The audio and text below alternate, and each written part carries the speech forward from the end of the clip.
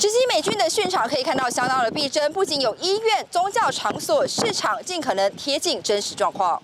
要贴近实况有多逼真？走进这城镇内的设施。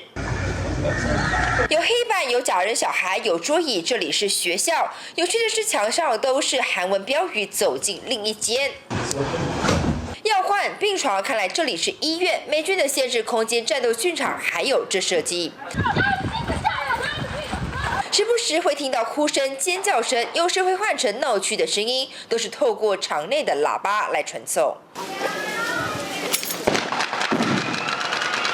美军也有安排临演，让来演训的官兵尽可能感受一座城市内的真实面貌。How do ground forces approach complex urban areas when they're conducting operations? So, in addition to that, a number of classes on jungle survival and some patrolling skills as well. 华泰军演第4天，美军陆战队扮演红军，也就是所谓的坏人，让训练 CQB 的斯里兰卡、菲律宾和秘鲁陆战队来挑战。 分批上阵只是第一次冲进去，被躲在高处的美军狙击手团灭。接下来再试一次。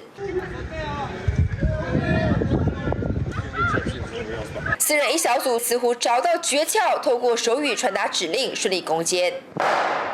虽然是空包弹训练，但训场环境贴近实战，现场也有无人机全程侦查。 That we classify them into different sizes and altitudes that they can operate at, but some of the smaller ones that are similar to quadcopters, they have the ability to provide video surveillance and detection and whatnot, are all capabilities that are now resident within the Marine Corps Infantry and provides us a really capable edge as we continue to evolve. 连续几天在训场演练，各国陆战队亚拼成为进阶版的 CQB 种子，将知识带回去传授。TVBS 新闻主管刘婷下午报道。 想看最完整的新闻内容，记得下载 TVBS 新闻网 APP。